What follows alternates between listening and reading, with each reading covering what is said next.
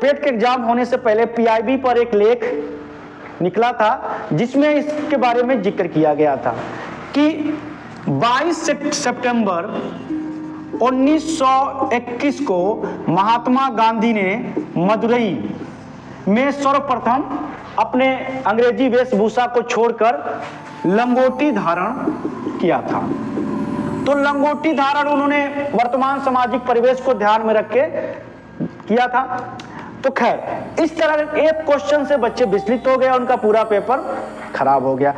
तो ये चीज मैं यहाँ बताना चाहता हूँ आप लोगों को कि एग्जाम का जो पैटर्न होता है वो ये होता है कि कभी किसी साल टफ पेपर आ जाता है, और जब टफ पेपर आ जाता है तो जब कभी टफ पेपर आ जाता है तो ऐसे बच्चे जिनके पास पेशेंस नहीं होता है उसके बाद एग्जाम छोड़ देते हैं। लेकिन अक्सर आप किसी भी एग्जाम के पैटर्न को आप देखिए तो किसी साल टफ पेपर आता है तो अगले साल इजी पेपर आ जाता है।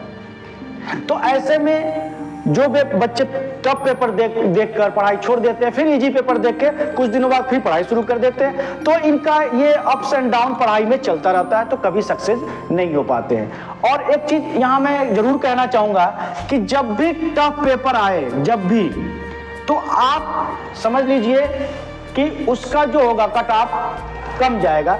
ऐसे में बड़े आसान से उस टफ पेपर के प्रत्येक क्वेश्चन को टेकल कीजिए। आप भूल जाइए कि 80-90 पे सिलेक्शन होगा। आप ये मान के चलिए पेपर टफ है तो अंदाजा लगा लीजिए 40 से 50 पे सिलेक्शन हो जाएगा। तो आपकी कोशिश होनी चाहिए आराम से 40-50 क्वेश्चन कर लेना।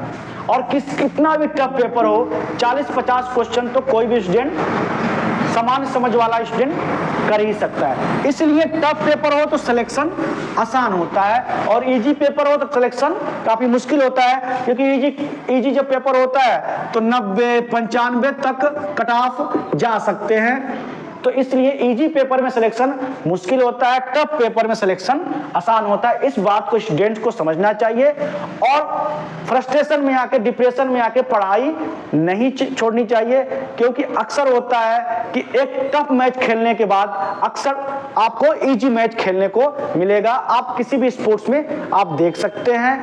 तो पढ़ते रहिए, प्रयास करते रहिए। और एक बड़ा ही फेमस कोटेशन है सक्सेस के लिए, बस एक ही मूल मंत्र है, प्रयास करते रहिए, प्रयास करते रहिए और प्रयास करते रहिए। मंजिल 110% आपको मिल जाएगी।